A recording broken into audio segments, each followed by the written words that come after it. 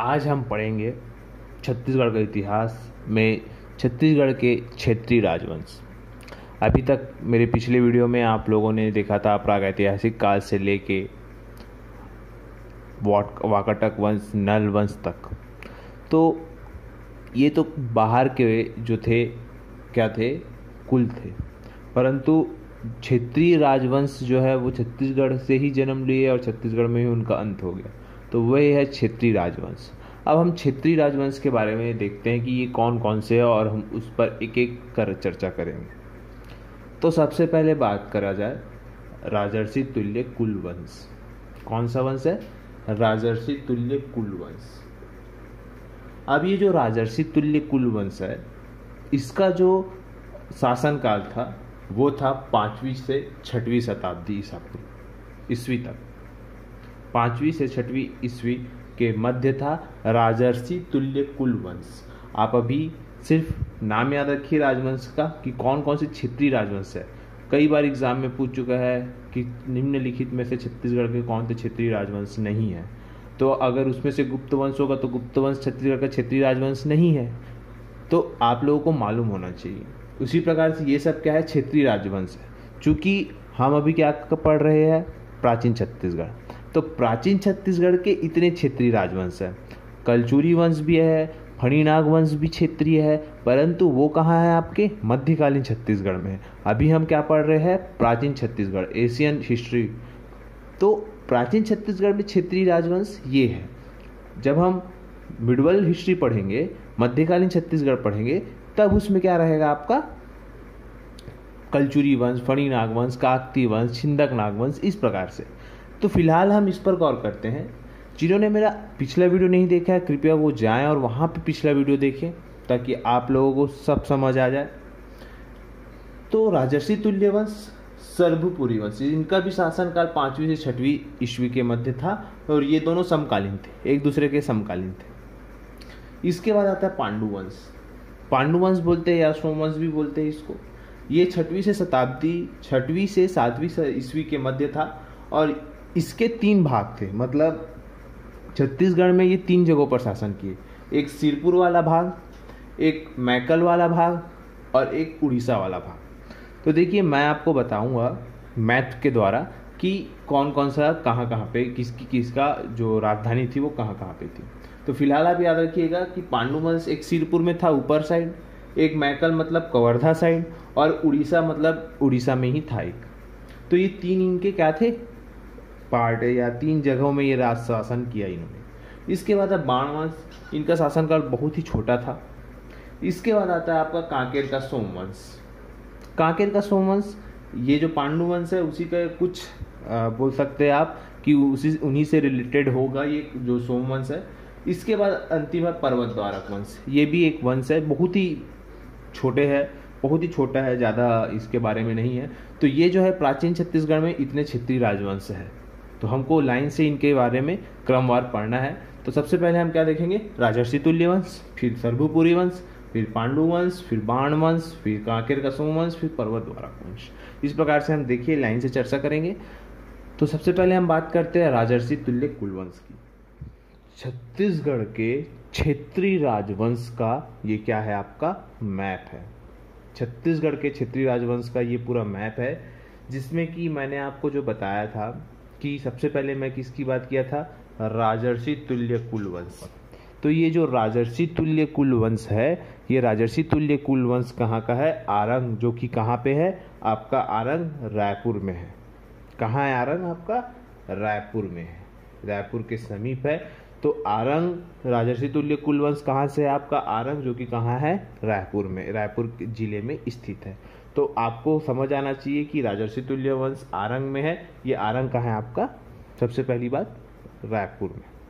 इसके बाद दूसरा मैं क्या बताया था? सर्वपुरी वंश या सर्वपुरी वंश जो है। सर्वपुरी वंश कहाँ पे है? ये महासमुंद जिले के कहाँ पे? सारंगढ़ या और सरबराज, इनकी राजधानी चेंज हुई थी तो बोल सकते हैं सारंगढ़, सरबराज जो है वो सर्वपुरी वंश, यहाँ पे इनका जो मुख्यालय था या इस भाग के ये शासन करते थे महासमुंद जिले में।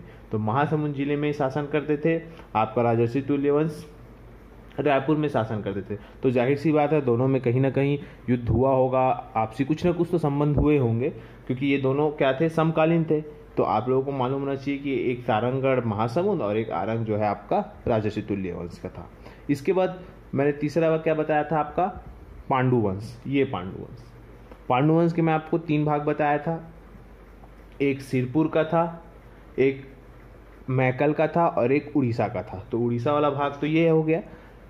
हम छत्तीसगढ़ की बात कर रहे हैं, तो छत्तीसगढ़ में क्या होगा, एक आपका ये सिरपुर जो कि कहाँ पे है, महासमुंद में है, और एक जो है आपका मैकल श्रेणी, मतलब कहाँ हो गया आपका, कवर्धा वाला। तो ये दोनों ही कहाँ पे, दोनों इसका मुख्यालय था, बोल सकते हैं पांडुवंश का। तो ये दोनों जो है इनकी राजधानियाँ थी पांडुवंश की, याद रखिएगा।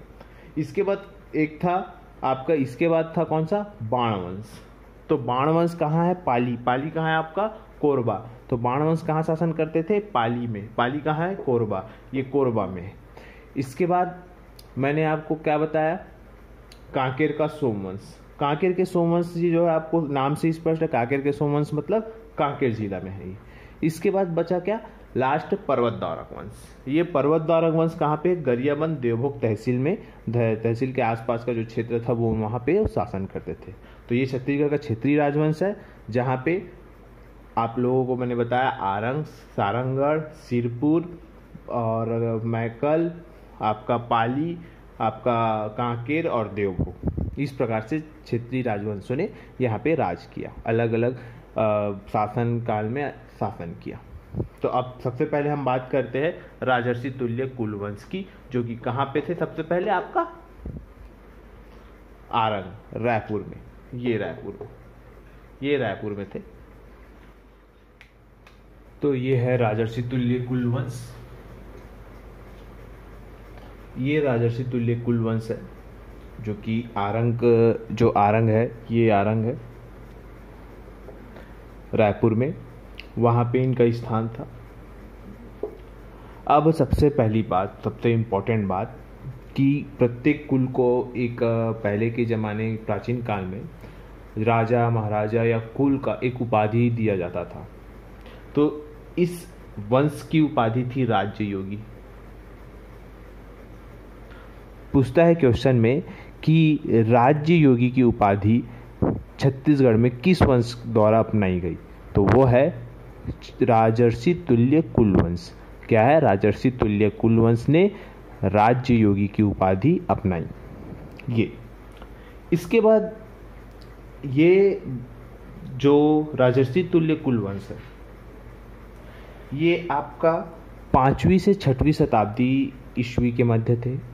तो 5वीं से 6वीं शताब्दी ईस्वी के मध्य थे, मतलब ये थे गुप्त वंश के थोड़े बहुत समकालीन। तो इन्होंने क्या किया था, गुप्तों की अधीनता स्वीकार की थी।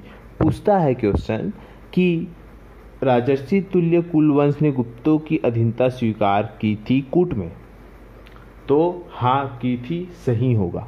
कथन वाला अगर क्वेश्चन आता है पीएससी में, तो ये सही होगा कि गुप्तों की अधीनता राजर्षि तुल्य कुलवंश ने स्वीकार की थी। इसके बाद इनकी जो राज्य मुद्रा है उस पर सिंह अंकित था। राज मुद्रा में क्या अंकित था, सिंह अंकित था। ये जानकारी हमको कहाँ से मिलती है, यहाँ पे आरंग में ही एक ताम्रपत्र मिला है इन्हीं का, उनसे जानकारी मिली। अब इनकी जो जानकारी मिली है उसको क्या बोलते हैं, इपिग्राफिका इंडिका। क्या बोलते हैं, इपिग्राफिका इंडिका।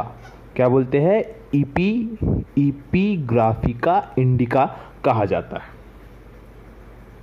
इसके बाद आप लोग को जैसे पता था कि ये जो है छत्तीसगढ़ का सर्वप्रथम क्षेत्रीय राजवंश है। छत्तीसगढ़ का सर्वप्रथम क्षेत्रीय राजवंश है। तो इसमें 4 फैक्ट आपको याद होना चाहिए। एक तो सबसे पहले गुप्तों की अधीनता स्वीकार की थी, राजमुद्रा सिंह है, इपोग्राफी के इंडिका और छत्तीसगढ़ का क्षेत्रीय राजवंश। ये 4 आपको मुँह जुबानी याद होना चाहिए। और इनकी उपाधि थी राज्य योगी ये, और ये कहाँ के थे, आरंग के थे। इतना। अब हम बात करते हैं इनके राजा। इनके जो राजा है, इनके वंश है, उनके बारे में हम बात करते हैं कि इनके राजा से हमें क्या क्या जानकारी मिली, हमें जानकारी कैसे मिली, कौन से राजा की मिली, इस प्रकार से। तो सबसे पहले अगर हम बात करें राजर्षि तुल्य कुलवंश का जो संस्थापक है, ये संस्थापक ये कौन है आपका? सूरा। ये सूरा कौन है? संस्थापक सूरा। तो देखिए कौन कौन से राजा थे? सूरा, दैत, विभीषण, भीमसेन प्रथम, दैतवर्मन द्वितीय, भीमसेन द्वितीय। इस प्रकार से इतने प्रमुख शासक थे। और भी राजा हुए होंगे परंतु इतने एग्जाम के पॉइंट ऑफ व्यू काफी है। तो चलिए हम बात करते हैं सबसे पहले सूरा की। तो सूरा क्या था? संस्थापक था राजर्षि तुल्य कुलवंश का। इसके बाद दैत के बारे में कोई जानकारी नहीं मिलती, विभीषण के बारे में कोई जानकारी नहीं मिलती, भीमसेन प्रथम के बारे में एक जानकारी मिलती है कि ये क्या था? शैव धर्म का अनुयायी था। अगर क्वेश्चन में पूछता है कि कथन के स्वरूप कि भीमसेन प्रथम शैव धर्म का अनुयायी था, तो आपका कथन सही होना चाहिए, याद रखिएगा। तो भीमसेन प्रथम क्या था? शैव धर्म का अनुयायी था। इसके बाद दैतवर्मन द्वितीय के बारे में कोई जानकारी नहीं मिलती। इसके बाद अंतिम शासक है इसका भीमसेन द्वितीय। इसके बारे में हमको, इसका जो अंतिम शासक है, पहली बात तो ये क्या है? अंतिम शासक है। कौन? भीमसेन द्वितीय। अब ये अंतिम शासक है, तो अंतिम शासक, इसका जो ताम्रपत्र है, आरंग में जो ताम्रपत्र मिला है, ये भीमसेन द्वितीय का है। इस ताम्रपत्र में क्या मिला है? इसके पूरे राजाओं के बारे में इस ताम्रपत्र में वर्णन किया गया है। और ये कहाँ से मिला है? आरंग से ही मिला है। और इसी कारण इसका नाम क्या रखा है? आरंग ताम्रपाठ। इसमें एक और जानकारी मिली है। दोंडा नामक जगह है, ये दोंडा नामक जगह में भट्टपल्लिका ग्राम को, याद रखिएगा, दोंडा नामक जगह में भट्टपल्लिका नामक गांव को हरिस्वामिनी और वप्पुस्वामी को दान किया है। क्या किया है? दोंडा में स्थित भट्टपालिका ग्राम को हरिस्वामी और वप्पुस्वामी को इसने दान दिया। ये कहां से हमको जानकारी मिलती है? आरंग ताम्रपत्र से। और कौन ने दान दिया? तो भीमसेन द्वितीय ने दान दिया। कहां से दान दिया? दोंडा से दान दिया। क्या दान दिया? भट्टपालिका ग्राम को दान में दिया। तो इतना राजर्षि तुल्य कुलवंश। इसके बाद हम बात करें अगला सर्वपुरी वंश।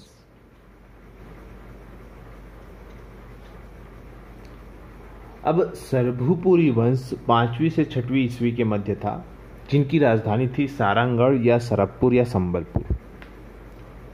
अब देखिए इनकी जो राजधानी थी सरबराज, सरबपुरी, ये तो पता है, संबलपुर। इनके हम वंश के बारे में देखेंगे। आप अपने कॉपी में जैसा मैं मैप बनाया हूँ इनके वंश का, आप वैसे ही बना लीजिए, जिससे आपको इनके राजा का नाम याद करने में और इनके क्रम में कंफ्यूजन नहीं होगा। तो आप लोग ध्यान से इसका स्क्रीनशॉट ले लीजिए और अपने कॉपी में इसका नोट्स बनाइए। तो सबसे पहले हम बात करते हैं सरबराज, फिर नरेंद्र का भाई था महेंद्र, महेंद्र के बाद प्रसन्न मात्र के बाद जयराज के बाद दुर्गराज मान मात्र के 3 पुत्र थे। एक सुदेवराज, प्रवरराज प्रथम, व्याघ्रराज। प्रवरराज प्रथम का अंतिम पुत्र था प्रवरराज द्वितीय, जो कि सर्वपुरी वंश का अंतिम शासक था।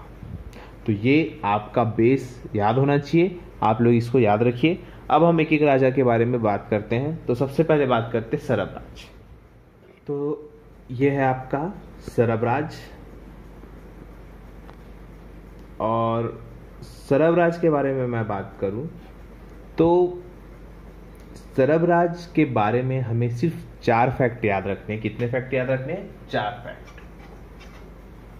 सबसे पहला फैक्ट ये याद रखना है कि सरबराज सर्वपुरी वंश का संस्थापक था।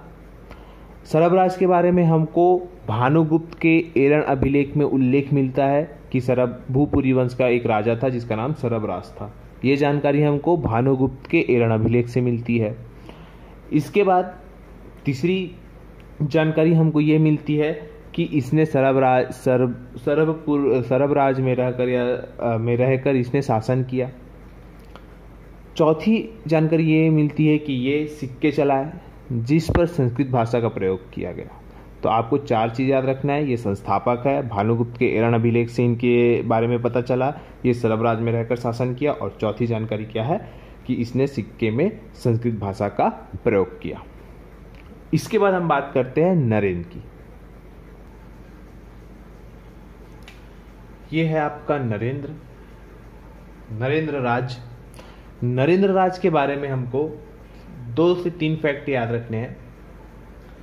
सबसे पहली बात कि नरेंद्र राज 3 ताम्रपत्र जारी करता है, जिससे उसके बारे में पता चलता है। ये 3 ताम्रपत्र पीपरदुल्ला ताम्रपत्र, कुरुद ताम्रपत्र और रवा ताम्रपत्र, याद रखिएगा, पीपरदुल्ला ताम्रपत्र, कुरुद ताम्रपत्र और रवा ताम्रपत्र। अब इस पीपरदुल्ला ताम्रपत्र में सरबराज का पुत्र अंकित है। इसने लिखवाया है, नरेंद्र राज ने इस पीपरदुल्ला ताम्रपत्र में क्या लिखवाया है कि वो जो है सरबराज का पुत्र है। ये लिखवाया है पीपरदुल्ला ताम्रपत्र में। तो आपको याद रखना चाहिए कि नरेंद्र राज का 3 ताम्रपत्र है, पीपरदुल्ला, कुरुद और रवा। ये जो था वैष्णव धर्म का अनुयायी था। ये क्या था? वैष्णव धर्म का अनुयायी था।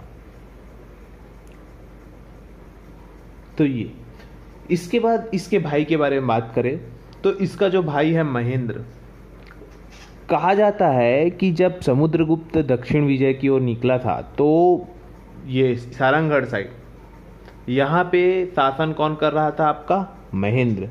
तो समुद्रगुप्त ने उसको हरा दिया था। किसको? महेंद्र राज को समुद्रगुप्त ने हरा दिया था। तो ये इसके बारे में फैक्ट यही है कि बस महेंद्र जो है वो समुद्रगुप्त से हार गया था। तो नरेंद्र के बारे में 2 फैक्ट, आपका महेंद्र के बारे में सिर्फ 1 फैक्ट। तो बस ये आपको इतना याद रखना है। अब हम बात करते हैं प्रसन्नमात्र की। तो प्रसन्नमात्र के बारे में 3 फैक्ट है। सबसे पहले आपको ये याद रखना है कि कौन सा? सबसे पहले प्रसन्नमात्र ने कौन सी राजधानी? मल्हार से अपनी राजधानी मल्हार को बनाई, जो कि कहाँ है? आपका बिलासपुर में। ये देखिए, ये बिलासपुर में मल्हार।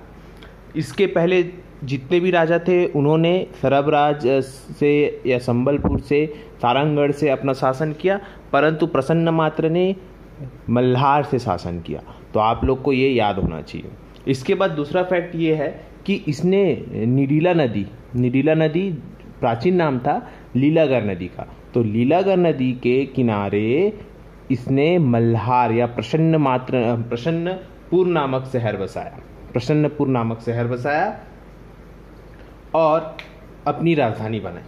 तो आप लोग को याद होना चाहिए कि ये प्रसन्नपुर, निडीला नदी और राजधानी 2 हो गया। और तीसरा ये है कि गरुड़, शंख और चक्र के सिक्के चलाए।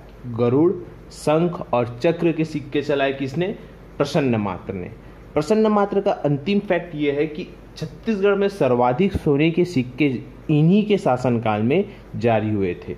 याद रखिएगा, छत्तीसगढ़ में सर्वाधिक सोने के सिक्के किनके थे? प्रसन्नमात्र के थे। मल्हार से शासन किया, नीरा नदी के तट पर प्रसन्नपुर नामक शहर बसाया, और ये जो है मल्हार। तो ये है प्रसन्नमात्र। अब प्रसन्नमात्र के 2 पुत्र थे, एक था जयराज और दुर्गराजमान मात्र। तो देखिए, अब हम बात करते हैं जयराज के बारे में। जयराज के बारे में हमको 3 फैक्ट मालूम होना चाहिए। जयराज के बारे में हमको 3 फैक्ट याद होना चाहिए। इसकी उपाधि थी महाजयराज। पहला फैक्ट है कि इसकी उपाधि क्या थी? महाजयराज। क्या थी? महाजयराज उपाधि। इसके बाद इसने सिक्कों पर पेटिका लिपि का प्रयोग किया था। कौन सी लिपि का प्रयोग किया था? पेटिका लिपि का प्रयोग किस राजा ने किया था? तो वो है आपका राजा जयराज। इसके बाद इसके 3 ताम्रपत्र मिले हैं। एक मल्हार से मिला है क्योंकि ये उसकी राजधानी थी। आरंग और अगमोरा, ये तीनों जगह से इनके ताम्रपत्र मिले हैं। और फिर इसका एक भाई था दुर्गराज नाम मात्र, दुर्गराज मानमात्र नामक इसका एक भाई था, वो अगला शासक बना और फिर उसकी जल्दी मृत्यु हो जाती है। फिर उसके 3 पुत्र थे, दुर्गराज मानमात्र के 3 पुत्र थे, सुदेवराज, प्रवरराज प्रथम, व्याघ्रराज। तब हम सुदेवराज के बारे में बात करते हैं कि सुदेवराज के समय क्या क्या साक्ष्य मिले। तो देखिए, सुदेवराज के बारे में मैं बताऊं तो सुदेवराज के बारे में हमें 4 फैक्ट, जो कि बहुत बड़े बड़े फैक्ट है, वो याद रखने चाहिए। 4 फैक्ट कौन कौन से हैं? तो सबसे पहला फैक्ट है कि इसके समय में, या सुदेवराज जो है छत्तीसगढ़ या सरब राजवंश में सरभुपुरी वंश का सर्वाधिक ताम्रपत्र वाला राजा था। इसने बहुत ताम्रपत्र जारी किए। तो सर्वाधिक ताम्रपत्र सुदेवराज का था। सरभुपुरी वंश में सर्वाधिक ताम्रपत्र सुदेवराज का था। इसके सरभपुर और सिरपुर में बहुत सारे ताम्रपत्र मिले। एक सरभपुर से मिला है और एक सिरपुर से मिला है, और बहुत सारे ताम्रपत्र मिले हैं। इसके बाद अगर बात करें तो खरियार ताम्रपत्र, ये आपको याद रखना चाहिए कि ये खरियार ताम्रपत्र, जो कि जिसमें लिखा है कि यशस्वी शौर्यवान करके सुदेवराज यशस्वी शौर्यवान है, ऐसा किस ताम्रपत्र में लिखा है? खरियार ताम्रपत्र में लिखा है कि यशस्वी शौर्यवान। याद रखिए, क्वेश्चन पूछ सकता है कि यशस्वी शौर्यवान किस ताम्रपत्र में लिखा है, तो खरियार ताम्रपत्र में लिखा है। इसके बाद इसी ताम्रपत्र में हमें यह जानकारी मिली है कि जो सुदेवराज है वो भागवत संप्रदाय का है। कौन से संप्रदाय का है? भागवत संप्रदाय का है। कौन? सुदेवराज। ये हमें किस ताम्रपत्र से जानकारी मिली है? तो खरियार ताम्रपत्र से हमें जानकारी मिली है। इसके बाद अगला फैक्ट ये है कि इसी के समय, सुदेवराज के समय, राजर्षि तुल्य वंश के राजा भीमसेन द्वितीय का आक्रमण हुआ था। राजर्षि तुल्य वंश के राजा भीमसेन द्वितीय का आक्रमण हुआ था सिरपुर में। सिरपुर के आसपास वाले इलाके में आक्रमण हुआ था। कौन किया था? राजर्षि तुल्य वंश का भीमसेन द्वितीय ने आक्रमण किया था सुदेवराज के समय। तो उसी समय इसने क्या किया था? सिरपुर शहर बसाया था, और उसी समय इसने क्या कर दिया? आक्रमण कर दिया। तब सिरपुर की देखभाल करने के लिए इसने क्या किया? सिरपुर को अपनी दूसरी राजधानी बनाई। देखिए, ये सिरपुर यहाँ पे है, और सिरपुर को दूसरी राजधानी बनाई। इसके बाद देखें तो सिरपुर को दूसरी राजधानी बनाई, और अपना राज्य शासन कहाँ से संभाला? तो आरंग में रहकर, आरंग कहाँ है आपका? ये रायपुर में। तो आरंग में रहकर राज्य शासन संभाला और सिरपुर को अपनी दूसरी राजधानी बनाई। तो सुदेवराज के समय 4 फैक्ट कि ये बोल सकते हैं कि सर्वाधिक ताम्रपत्र भागवत धर्म का खरियार ताम्रपत्र से। उसके बाद भागवत धर्म के बाद भीमसेन द्वितीय का आक्रमण हुआ। भीमसेन द्वितीय के बाद क्या कि इसने सिरपुर को दूसरी राजधानी बनाई और आरंग में रहकर राज्य किया, शासन किया। इसके बाद बात करते हैं हम प्रवरराज प्रथम की। इसका भाई है प्रवरराज प्रथम। इसके बाद वही आएगा प्रवरराज प्रथम, अगला शासक प्रवरराज प्रथम की।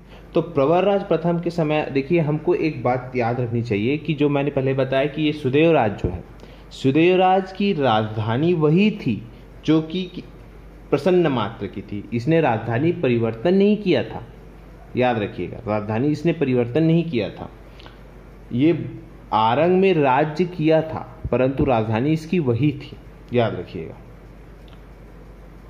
कहीं कहीं पर बताता है, लेकिन अगर हम ऑथेंटिक सोर्स में जाएं, हिंदी ग्रंथ अकादमी की बुक में जाएं, तो हमें सिर्फ यही मिलता है कि सरभराज ने सरभपुर से शासन किया, प्रसन्न मात्र ने मल्हार से शासन किया, और प्रवरराज प्रथम ने सिरपुर को अपनी राजधानी बनाई।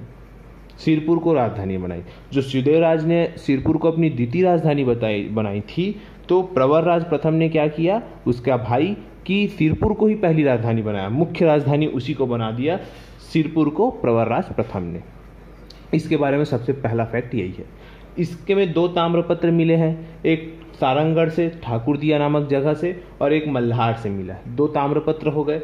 और यहाँ पे जब ये प्रवरराज प्रथम सिरपुर में अपनी राजधानी ट्रांसफर कर लेता है, तो अब बची ये वाली जगह मल्हार प्रसन्न मात्र, अब उसकी जिम्मेदारी कौन संभालेगा? तो उसकी जिम्मेदारी ये अपने भाई व्याघ्रराज को दे देता है। तो ये वही पॉइंट है कि मल्हार की जिम्मेदारी किसको दे देता है? अपने भाई व्याघ्रराज को दे देता है। और फिर वो खुद कहाँ से राजधानी इसकी से? सिरपुर। तो आप लोग को ये याद रखना चाहिए कि राजधानी 3 लोगों ने परिवर्तन किया। एक सरबराज ने सरबपुर से शासन किया, प्रसन्न मात्र ने मल्हार से शासन किया, और प्रवरराज प्रथम ने सिरपुर को अपनी राजधानी बनाई। तो तीनों, एक आपका सरबपुर से राजधानी बनाई, मल्हार को राजधानी बनाई, और प्रवरराज ने आपका किसकी राजधानी बनाई? सिरपुर से। अब बात करते हैं अंतिम शासक प्रवरराज द्वितीय की। तब ये है प्रवरराज द्वितीय। प्रवरराज द्वितीय जैसे कि ये अंतिम शासक है। पहली बात, इसका जो सामंत था, प्रवरराज द्वितीय का सामंत था इंद्रबल, जिसने प्रवरराज द्वितीय की मृत्यु के पश्चात क्या किया था? उत्तर पूर्वी भाग में इसने युद्ध करके जीत लिया इंद्रबल ने, और छत्तीसगढ़ में पांडु वंश की नींव रखी थी। तो पांडु वंश की नींव कौन ने रखी थी? पांडु वंश के छत्तीसगढ़ में संस्थापक कौन थे? इंद्रबल। तो ये याद रखना चाहिए कि इन्हें प्रवरराज द्वितीय मतलब सर्वपुरी वंश के बाद कौन सा वंश आया आपका? पांडु वंश। ये आप लोगों को याद होना चाहिए। एक चीज और कि ये जो इंद्रबल नामक सामंत था वो सुदेवराज से था। ये जो कौवाताल अभिलेख में इसका बहुत बार वर्णन है। सुदेवराज के कौवाताल जो अभिलेख है उसमें इंद्रबल का नाम बहुत सर्वाधिक आया है। तो आप लोग को ये मालूम होना चाहिए। तो ये हुआ सरबपुरी वंश। एक इम्पॉर्टेंट बात ये कि मेरे से बहुत सारे फैक्ट हो सकते हैं छूट गए हों, या बाई मिस्टेक हो सकता है, बोलते बोलते कुछ मिस्टेक हो गया हो। तो आप लोग हिंदी ग्रंथ अकादमी की बुक से एक बार फिर से मिलान करिएगा और एक बेहतरीन नोट्स बनाइए, जिससे आपका कोई भी एग्ज़ाम क्लियर हो जाए। छत्तीसगढ़ से जो भी एग्ज़ाम हो आपका क्लियर हो जाए। तो आप लोग, मेरे से गलती हो सकती है, आप लोग अपना हिंदी ग्रंथ अकादमी से मिलान करिएगा ज़रूर। यहाँ तक देखने के लिए धन्यवाद। आशा करता हूँ आपको आज का वीडियो अच्छा लगा होगा। इसे लाइक करें, शेयर करें एंड सब्सक्राइब करें। अब हम मिलते हैं नेक्स्ट वीडियो में।